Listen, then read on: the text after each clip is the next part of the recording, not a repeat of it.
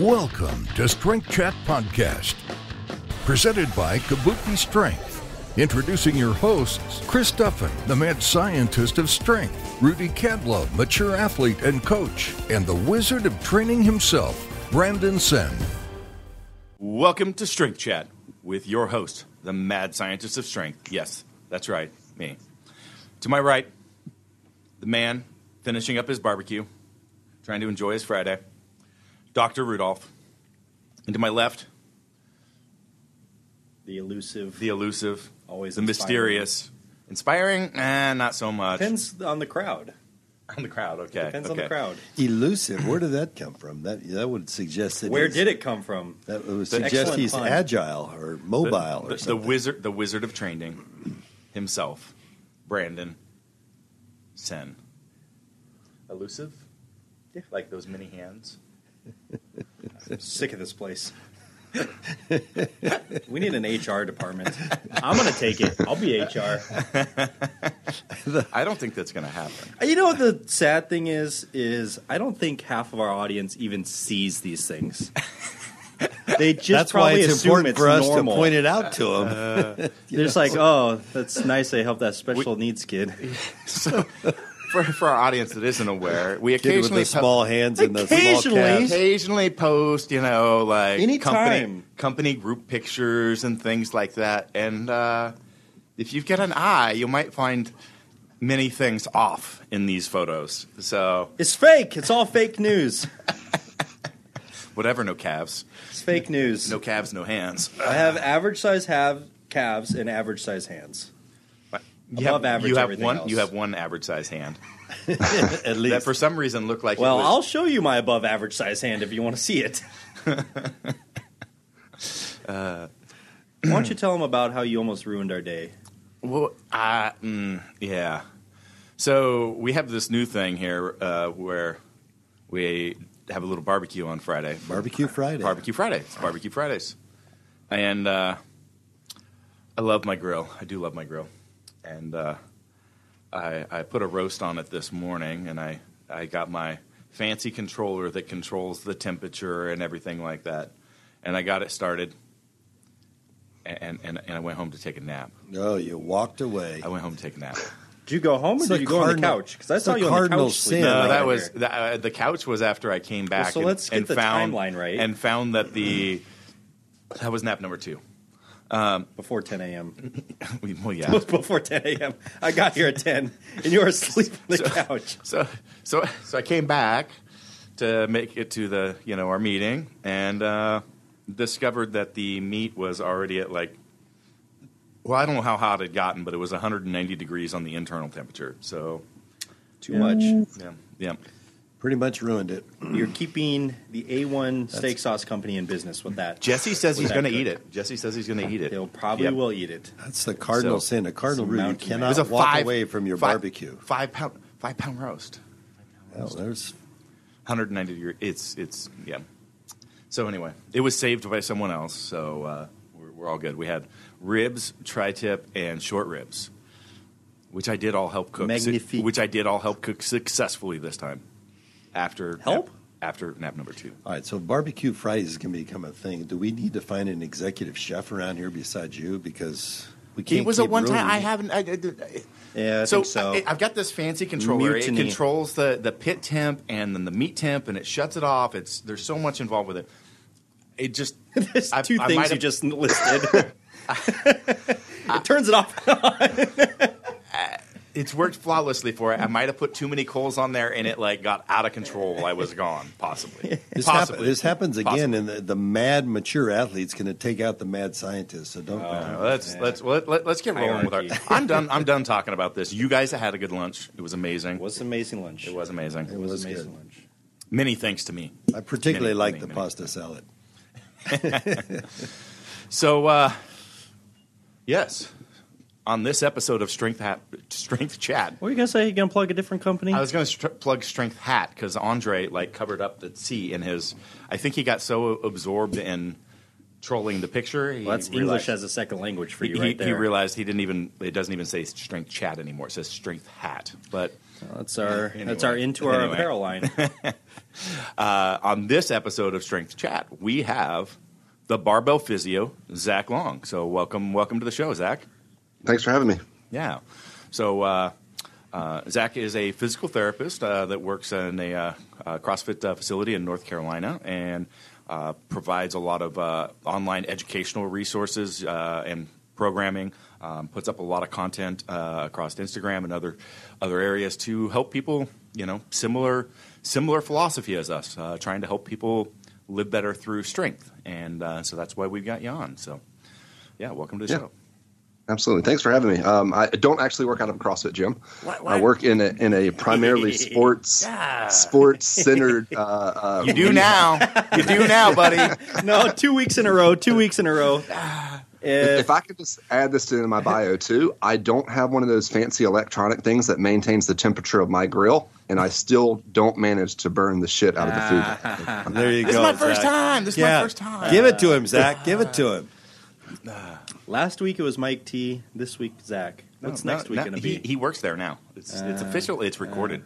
It's recorded in your head. So guess I got to find a CrossFit. When is this going to go out? I got to find a CrossFit in the next couple of weeks. That's right. So now I lost my train of thought. You're going to get demoted as a host and intro officer. I am.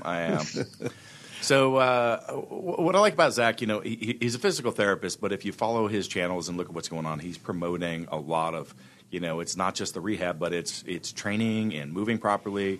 And just tell us how you got to be involved in the approach that you're taking now, how you got there. Well, I started out, got to work for a number of years in strength and conditioning. So when I was an undergrad at UNC Chapel Hill, I got to work with the football team in their strength and conditioning department for 2 years.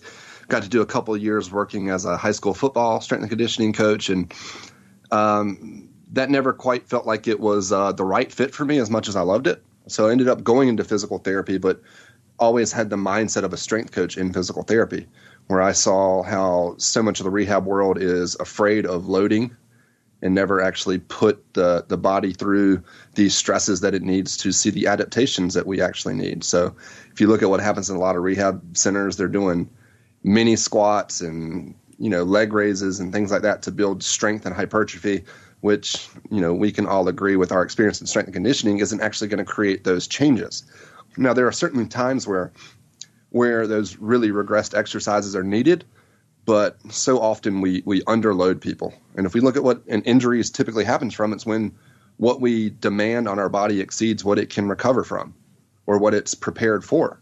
And so if in our rehab processes we don't get to those points where we're building back high-level strength or high-level muscular endurance, whatever, depending on what somebody's goal is, then they're not going to be prepared to go back to the level of function that they're trying to be at.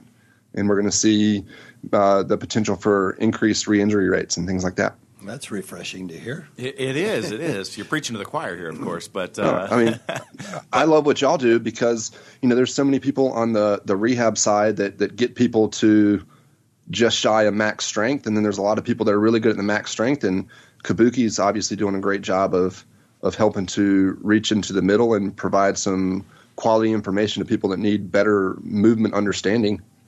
While having the focus of getting stronger. And it's not just do a bunch of frickin' bird dogs.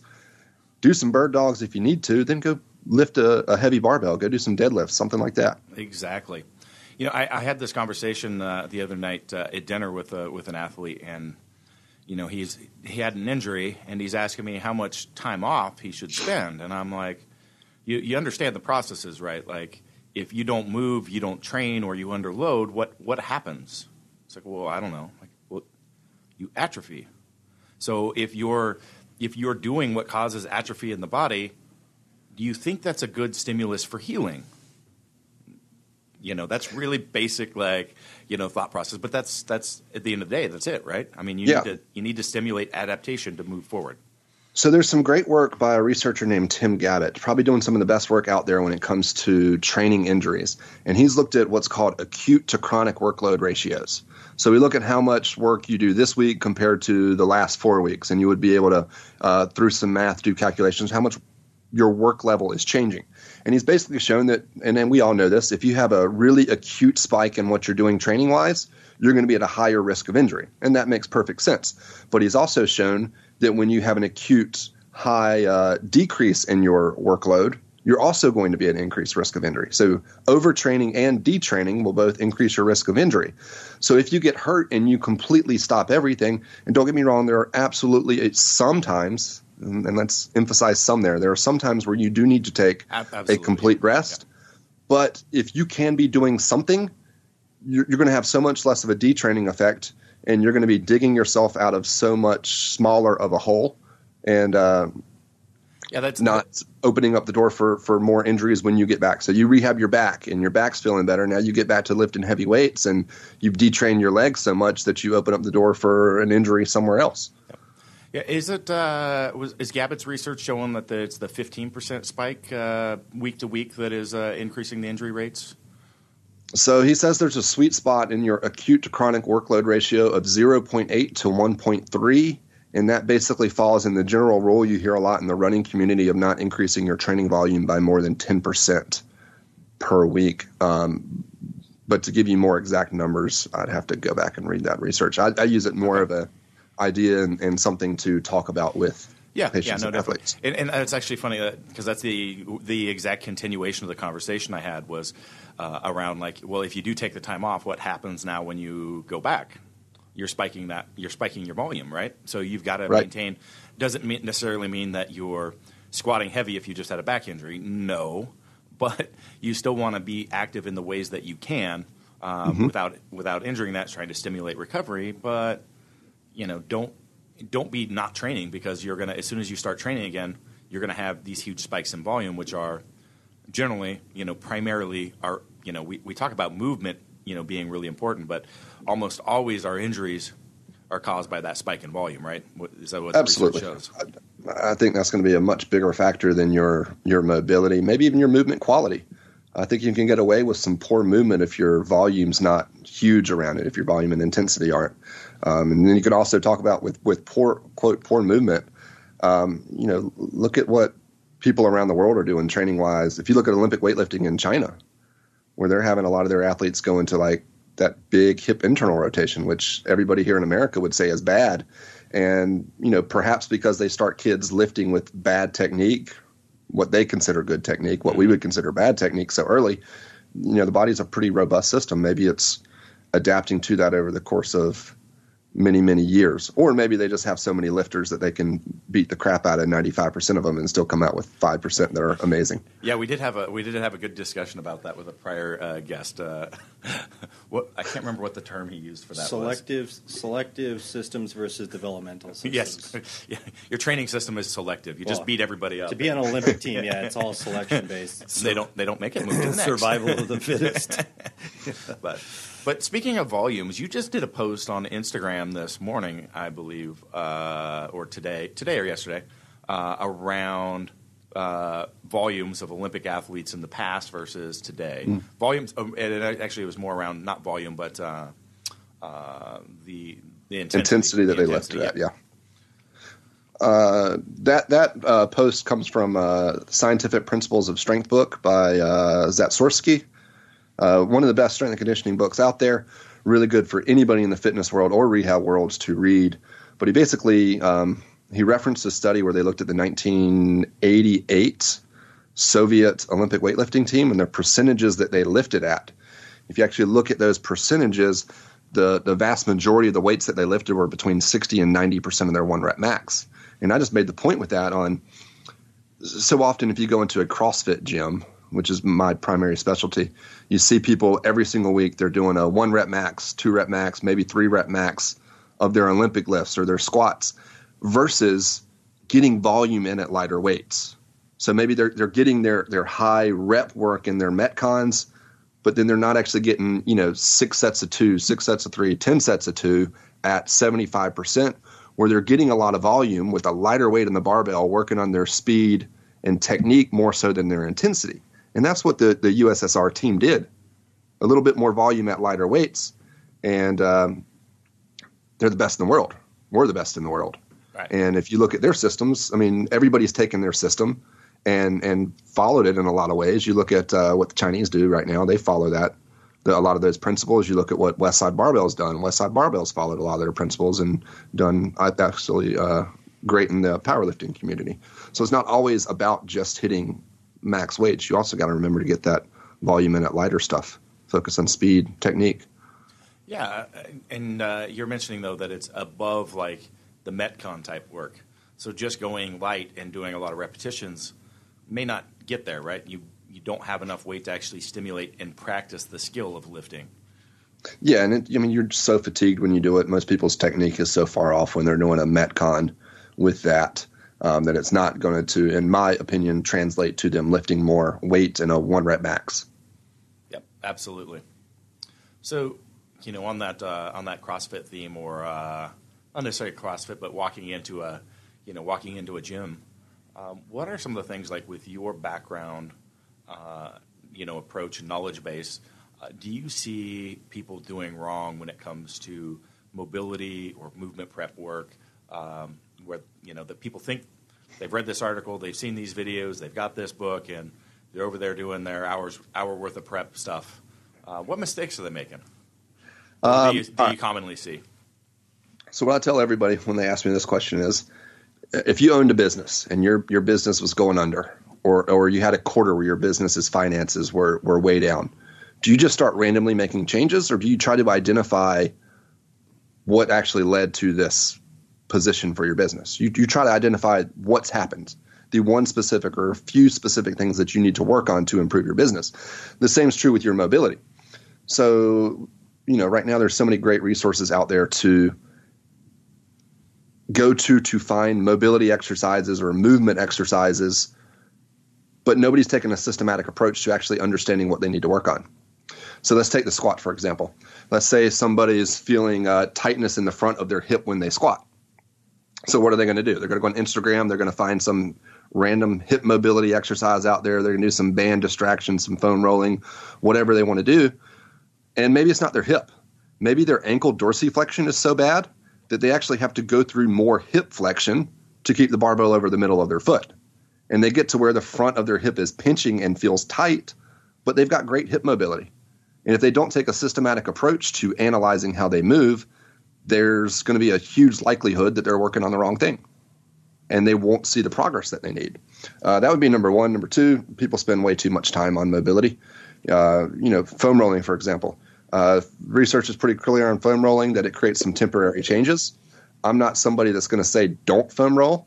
I'm going to say, like, the research says, like 20 seconds, maybe 30 seconds. It's going to temporarily open up a little bit of mobility. So use tools like that for a short period of time, but then you need to do some active movements behind it. So if you foam roll for 20 seconds to decrease some tension in your quads, then do something that's going to move that joint through full range of motion with control, and then get to loading it. And you can get all of that done much quicker than spending 20 minutes on a foam roller and band distractions and all that. Not that there's anything wrong with any of that stuff. It just needs to be understood that it's temporary. Yeah, it's just so funny when we have guys like you on, and we consistently hear and practice ourselves the same thought processes and methodologies out there. It's among the professionals, like, we hear a pretty consistent message, yet in the majority of what you see is application is wrong, and out in the world of people being in gyms, and it's just kind of interesting. Yeah. Yep. So it's context too, right? Yeah. Context, and having a big enough toolbox so you don't have to turn everything into a hammer. So I think that's a big part of having a systematic approach. So, while we're on the idea of, like, systemizing things, do you ever give anyone advice on developing a system for themselves, or do you point them in the direction of systems that are already out there, or do you have priorities that you tell people to look for when identifying movement faults or dysfunctions? The main thing I'm going to send people to is my website. If you want to look at basically anything around CrossFit, that I've written a mobility specific article on that breaks it down, and that's all available on the barbellphysio.com. There's tons of resources. Juggernaut Strength's always putting a lot of stuff out. Quinn Hinnock's putting a lot of stuff out. Y'all put a lot of stuff out on analyzing as a bigger picture. What was the rest of the question there? I lost my train of thought. It was just about like, how do you identify a system? So a lot of people, you use the hip capsule issue, like feeling some pinching in the hip, and the inclination is to go right to maybe some hip extension drills or whatever hip specific drill. So how can people or Joe Schmo develop their own system for identifying their faults, or do you have them retrace the lines and say, hey, don't look to probably what's causing pain, try and find what's driving it, type of deal? Yeah, so just find articles at different places that give you tests rather than just an article that says exercises.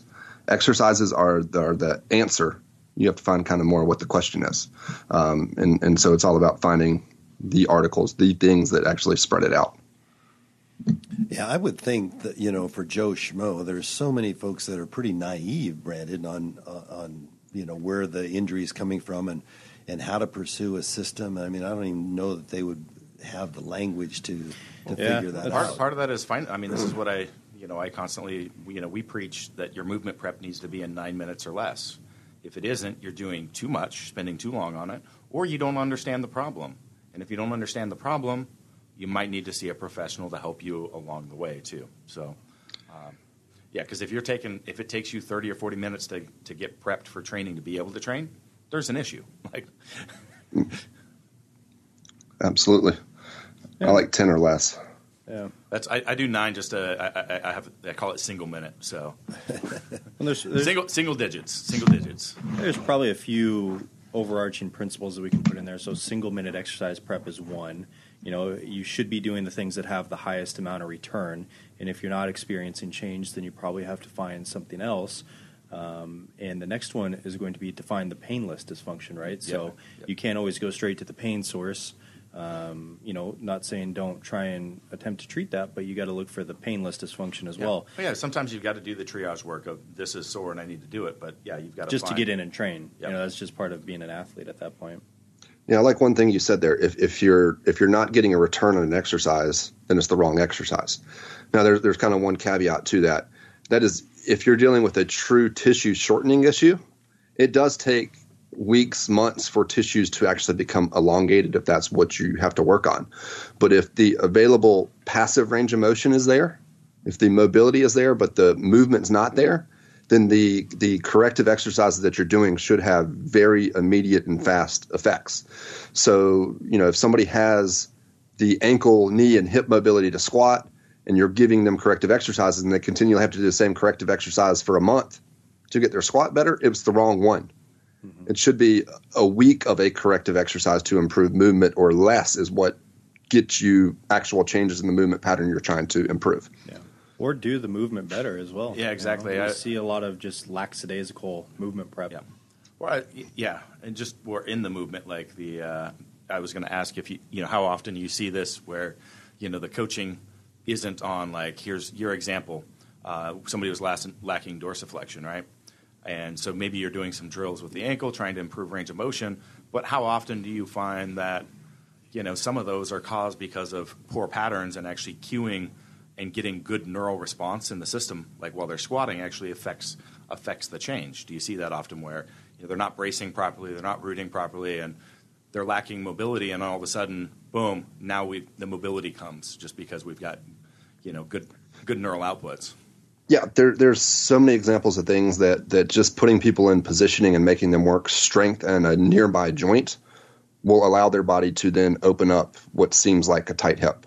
A great example of that, like I work hip internal rotation with a lot of people. I think when you restore hip internal rotation, the hip feels a lot freer. It allows a lot of people to squat a little bit deeper when a lot of people are just working on hip external rotation all the time. But if you do a side plank, a lot of times performing a side plank will then allow somebody's hip internal rotation, their passive range of motion, to improve just immediately before and after.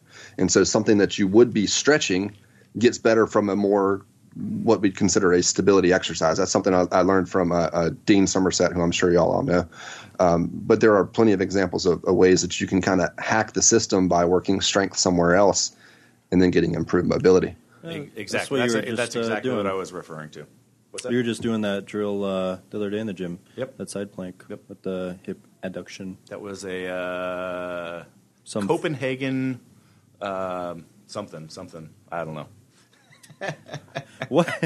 I laugh so hard at some of these the origin name of these drills. It's like it's almost as bad as people naming exercises after themselves. It's an interesting. I hate that. Yeah. I don't want to get into that. No, we don't. It's so bad. So somebody named a exercise after a can of chew? No, from Copenhagen, from the city. It's a sport. They use it a lot in soccer. It was in FIBA, was where I saw the exercise, and I was trying to learn to do it myself without it because it's a partner assisted because it's in team sport application. But pretty interesting. A variation of a side plank that causes you're doing a lot of adductor activation and other stuff. So. Oh wait, you do have an exercise named after you. Shut up. That you named after yourself. I did not. You talking about the dir? The dir? The duffing upright row. The dir. Let's move on. That is a unique exercise, though. I'll give you that. It is. A lot of people just change the angle they're standing on a bent over row and name it after themselves. Yeah. Anyway, okay. I think we completely lost track of where we were. What would exercise be named after me? The calf raises. Maybe we should. That's hurtful. That's hurtful. I was thinking raise the coffee cup. I don't know. It's a great exercise. Zach, what exercise would be named after you if you could name an exercise? What is your favorite? I'd say my favorite exercise right now is so we're supine in a 90-90 hip position. So hips at 90 degrees. And then we've got a resistance band kind of maybe around our feet, and we go overhead into like a snatch grip. So that's an exercise I use with a lot of athletes that need to basically better understand how to control where their pelvis, core, rib cage is as they go overhead. Yeah. Brady's actually been doing that one recently. Yeah. He calls it the super dead bug. The super dead bug, okay. Yeah. Yeah, it's very similar to a dead bug. It's just going to get people basically gravity eliminated position where they're in a bottom of an overhead squat. So the band's going to resist their ability to go into shoulder flexion, so their upper back muscles get worked a little bit, but it becomes a great position because it's going to give them feedback if their back comes off the ground, so it really works on them controlling where their pelvis is, where their rib cage is, so they're able to brace more effectively while working on some upper back strengthening at the same time. I think I've seen you post on that a couple times across your Instagram as well. So that's probably my favorite right now. So. Yeah, no, we have a number of different variations, pretty similar type movements that we do. Getting people in those supine positions, and again, that feedback that you've got on the floor is great. And then we'll like to advance to a quadruped, and then finally, people, let's do it in the standing position as being the most hardest. So you got to have that progression. Exactly. You can't just do the supine one and expect it to change stuff in standing. Exactly. That the movement through those progressions will help it tie into the actual movement you want to work on. Well, one thing that I'm always interested to hear with people who have kind of played on both sides of the fence, you being a physio and previously a strength and conditioning coach, are your thoughts on lessons that can be learned on either side. So do you think there's valuable lessons that a strength and conditioning coach could take from a PT, and do you think vice versa, and what are those? Yeah, I think from the strength and conditioning side, what they can learn more about, think of what rehab should be is very specialized strength and conditioning. So myself as a physical therapist, if somebody comes to me injured, one of my jobs is to identify, if we're talking on just the strength side of the equation, what muscle groups need to be improved in their tissue capacity. And a lot of what we'll do in rehab will be more geared towards training very specific muscles or positions. Well, the strength and conditioning community, obviously, you're going to get more bang from your buck from a squat than you are from a leg curl. But if somebody has an area that's specifically weak, working on some isolated strength stuff will help a lot. So, Brandon, your apparently pathetic calves could be holding back. Keep that in mind. I can't say anything. Mine are horrible too. I'm a great example of this. When you watched me squat about a year and a half ago, my knees stayed forward almost the entire time I was squatting up when I got to relatively close to my max weight because my calves were so weak that I couldn't push my knees back. So it looked like I was a super quad dominant squat pattern, but really wasn't. My calves were so weak that they couldn't push me back.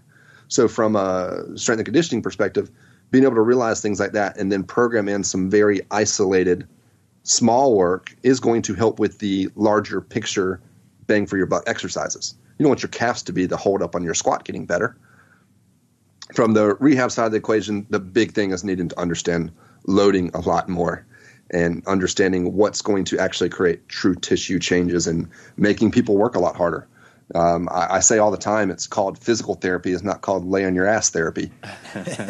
People should be tired when they are done with physical therapy if it's being done appropriately. You know, that I tell people all the time, like, you think that your training's hard and it takes a lot of discipline, but once you've injured yourself, like, that's when it really, like, you've got to be frequent, you've got to be disciplined, you've got to be, like, focused. Like, there's so much, you've got to be more on top of it during an injury period if you want to recover. Yet people always still ask me, like, how do you recover so fast? Well, because I work it. So, yeah, you just it shouldn't be easy. It's a different type of hard. You're not like pushing, like I said, that max effort squat or anything like that. But you should be doing it with, as we call it, purpose and intent. Absolutely. It's a great way to describe it. Yeah, I pull the RPE scale out in the clinic all the time because I don't tell people a problem that we have is we'll prescribe somebody, all right, go do 3 sets of 10 or 3 sets of 20 of this. 3 sets of 10 or 20, unless we really know that load is going to challenge them, it's just an arbitrary number. Yep. I don't really care about what reps you do most of the time. I might have a general goal I'm trying to hit, but I want you to get to an 8 or 9 out of 10 as far as your RPE. Like, you can only do 2, maybe 3 more reps. Then I know that we've sufficiently challenged you with that exercise. That's a good point. I think that's where RPE really originated too, was in medicine. They same like the DeLorme 3x10 progressive resistance exercise. My acronyms are escaping me, but you've written a nice article. You could pull that up as reference. Yeah, that would be good.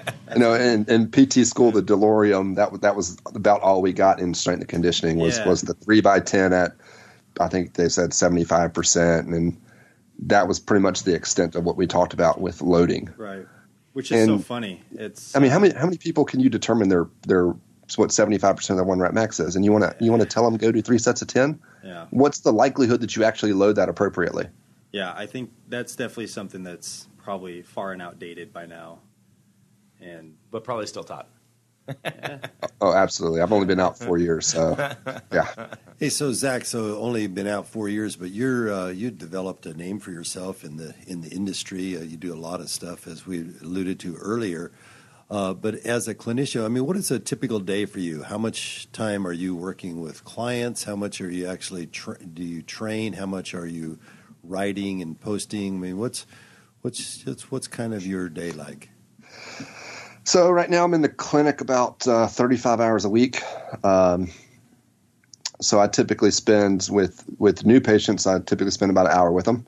I think that's about how much time it takes to really talk to them about what's been going on, figure out what their training volume's been like, look at their movement and figure out what exercises they need. And then follow-ups are typically about 45 minutes.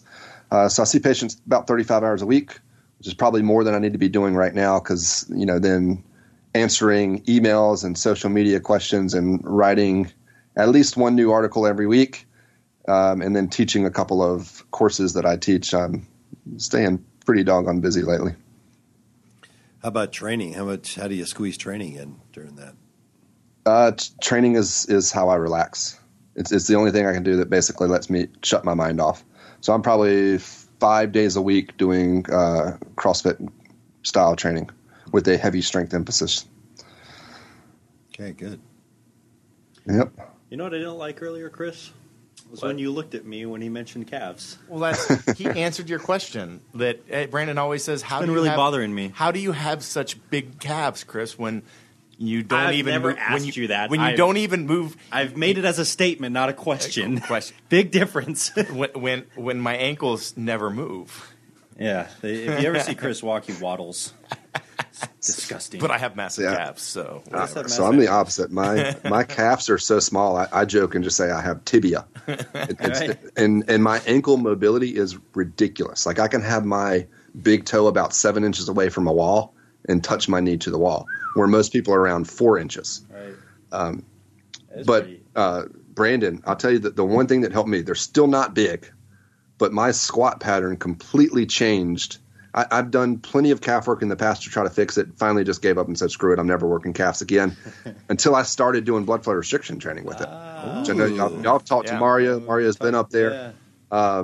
I did probably 6 weeks of 3 times a week BFR, and it fixed that squat pattern problem that I was having. I mean, I literally would go in the morning, and while I'm writing patient notes, I'd put the blood flow restriction unit on my leg, and I'm doing seated calf raises while I'm typing my notes. Man, that BFR stuff is no joke. Oh, man, it's awesome. Brandon, I bet you can't wait to try that again. Yeah. Let's do that on your calves. I think there's definitely unique populations as it relates to traditional BFR recommendations. Because a powerlifter, I don't know that we're that metabolically efficient that we can shuttle metabolic waste that well to not impact training. Anyway, this just a what did he rant. just say? I don't know. He's just no. rambling crap. BFR is not supposed to make you that sore, right? It's something that you probably should be able to do a few times a week and not thoroughly disrupt the rest of your training. I didn't want. So I use it with a lot of I'm very fortunate to work with some really elite Olympic lifters, and a lot of times I'll have them do BFR in the morning, and they're hitting their training weights that afternoon, no problem. So I typically say 5 to 6 hours after you do it, you should feel like you're fully recovered. Yeah. I did it once. I was destroyed for like 5 days, and then during that time sustained the worst injury I have to date. This is ridiculous. It's an outrage. So I'll say this: it's just proof of your poor genetic makeup, my friend. Poor genetic makeup. So I've heard a number. It's a good thing you've got a decent personality. I'm the underdog. So I've heard a number of really strong people come up with some crazy theories around blood flow restriction training. Jared Fleming, Olympic weightlifter, won 2 national championships in the 85 kilo class. Jared and I worked together a ton, but he used to say that blood flow restriction training for Olympic lifters and power lifters is way worse. And he says it's because they've developed their type 2 muscle fibers so much that then when they do blood flow restriction training, they create more lactic acid than the average human, meaning it's going to be way worse for them than it is for anybody else. I believe that. I couldn't move. There's your excuse. I couldn't move. It was horrible. What did you do? You couldn't move before. I just want you to guys. I'll elaborate on what he said for you. He basically said that I was such a refined physical specimen within my sport. I've adapted all of my tissues to this one objective, which is lifting 1 rep max weights. That anything outside of that, I'm just not capable of. Mario said that to you? No, that's Brandon making stuff up again. But that's all right. It sounds good.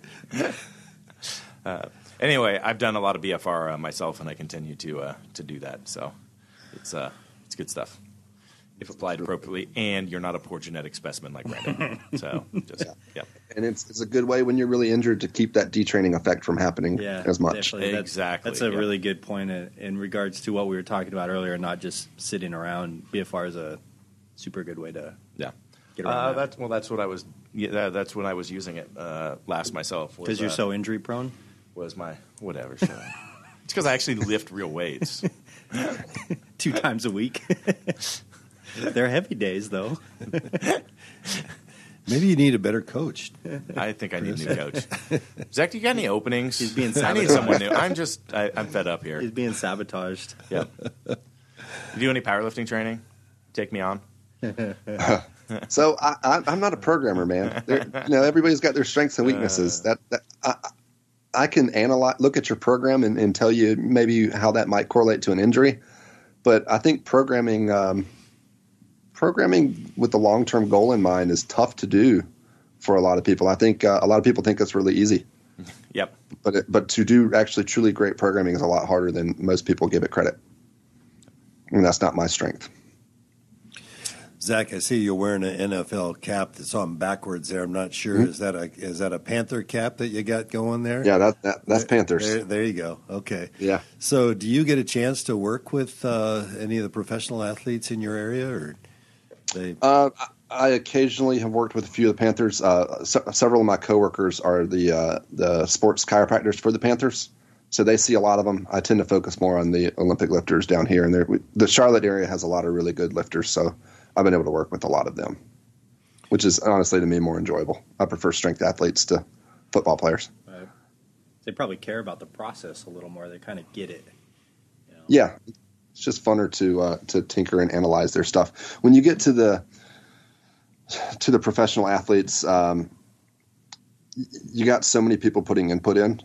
The medical side, where they have a team physician, they have team athletic trainers and physical therapists. You have to be super careful on stepping on people's toes. And it's one of those things that if you step on the wrong person's toe in professional sports, you can be cut out really, really fast. And sometimes I have a problem with saying exactly what I think, even though it's not the most politically correct thing to say. And so I would get cut out of that crap really fast if that's where I was at. But when you're working with strength athletes, because it's not that evolved of a sport as far as the organization is concerned, you have a lot more autonomy in what you know. You have complete autonomy. I don't have anybody looking over my back saying, no, we disagree with you. It's not patellar tendinopathy. It's this. Yeah, we're friends with some of the strength coaches, some of the professional teams, and they have a tough job for some of the very reasons you just pointed out. I mean, they have to work within the team physicians. You also have the position coaches that have their thoughts on what their athletes should be doing, and then during the off season, those guys all disperse and they all have their own private strength coaches that may be teaching them something else than what the team coach might. So it's a tough juggling act. You got to be careful with what you do with them, because you hurt the wrong person, you're going to get fired really fast. In season, I've talked to a lot of baseball strength and conditioning coaches. That seems like a horrible job to have. Can you imagine trying to program strength and conditioning during the course of a baseball season when they play 5 to 7 times during a week? It's insane. Yeah. Basically, all you're doing is slowing down the loss of muscle mass in training. You can't do anything you can't maintain. It's impossible. Over the course of a basketball season, most basketball players lose like 10 to 20 pounds. Yeah, because they can't lift. Right, that's not fat. But and then, like you said, they go away. For baseball, strength coaches, it's really a problem because they scatter all over the world, and they all make enough money to be able to hire their own, quote, personal coaches. So they all may be getting some different kind of training. Yeah. Whereas Olympic coaching, you find that they're consistent. They buy into what you have to say. You can program them well, and you can see results pretty easily. Yeah. So they got longer term plans in mind typically. So they're working on, a lot of times looking 4 years out, and they know what they're going to be doing over the course of those 4 years to try to hit the numbers they want for the time frames that they want. And most of the time they're not just jumping ship after, being with a certain coach for 6 months, then traveling home, working with somebody else. So it's just a lot more consistent for them programming wise. Where do you see USA weightlifting going? We're looking at the 2020 Olympics in Tokyo, which is kind of around the corner for that. How are we stacking up with the rest of the world? Oh, I'm not the right person to ask that. I mean, I pay attention to the athletes that I work with in Charlotte, but I don't pay attention worldwide where we're lining up. I mean, we got a number of really good young Olympic lifters coming up, like Matty Rogers, CJ Cummings. So there's definitely some potential in some young people, but we'll see how that goes when you've got 10 times as many or 100 times as many Chinese lifters coming up. Yeah, survival of the fittest. Right? Yeah. Better question, Rudy. When's powerlifting getting into the Olympics? Well, that is a good question. Never. Probably it's not. Insane to me that people think it's going to happen. I know. They're just silly. Yeah. I really like the ideas that Chad Smith has on creating either world games within an organization or a handful of specific, circuits. So, like NASCAR will have a circuit they go through, or whatever sport has a circuit. I think they'd be way better off than continuing to put resources into getting in the Olympics. That'll never happen. Yeah, no. Never happen. They took wrestling out. How is powerlifting going to get in? I think it's back in. They got it back in, but there was serious. Yeah. Like one of the original Olympic sports. The original. Yeah. We'll just take it out. Yeah. Keep in something. Yeah.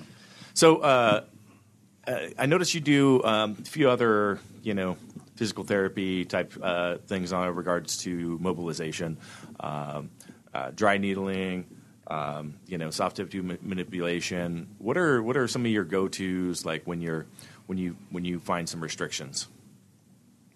So dry needling, soft tissue work, whatever you want to do there, to me is absolutely no different than foam rolling, anything like that. I use the boomstick a lot.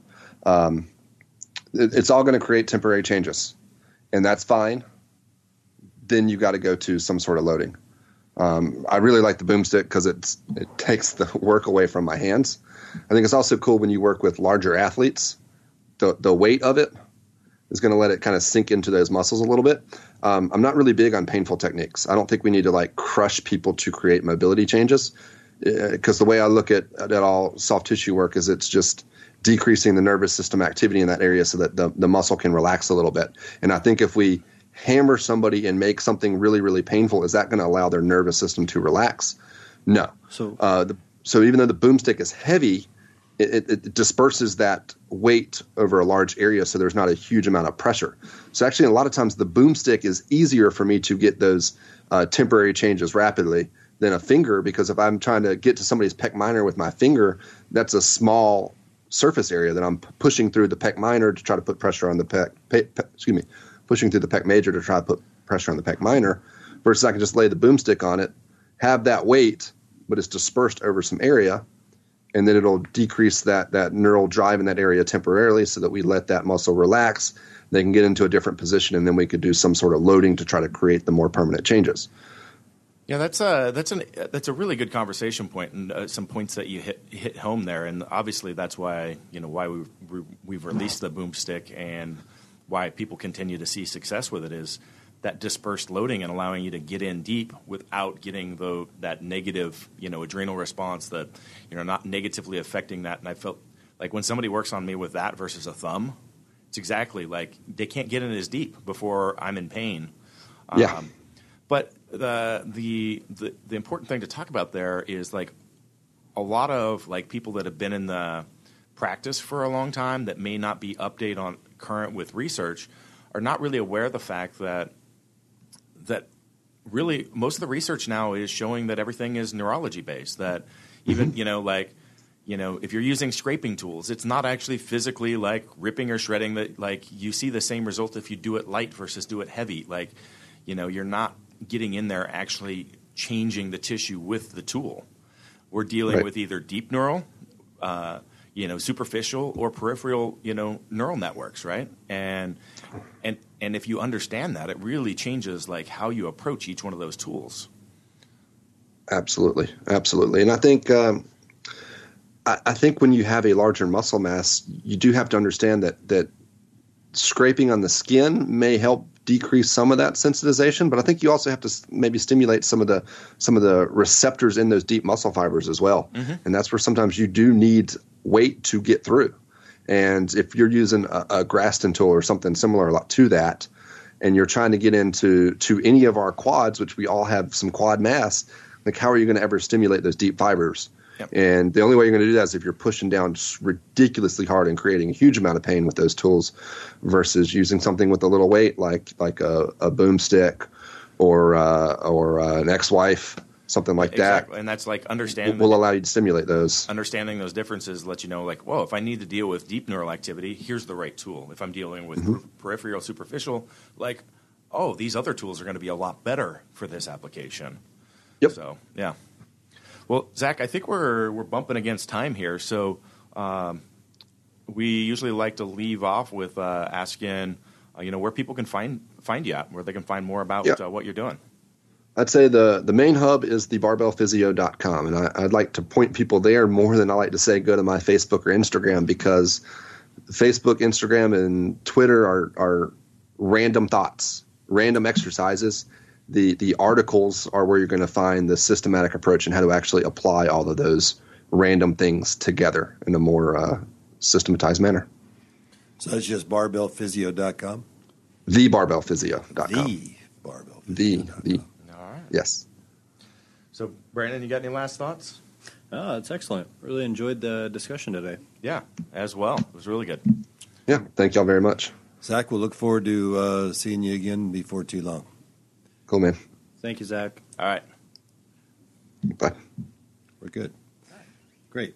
Hey, thanks, Zach. That was excellent. We appreciate you taking the time out of your day to join us, and this will get posted up. If not today, it'll be posted up early next week. We get them out pretty All quick. right. Yeah. Cool. Yeah. Just email me everything, and I'll throw it up on social media as well for you. Will do. All right. Have a good one. rest of the Thanks, day. Zach. All right, bye. All right, buddy. Have a good weekend.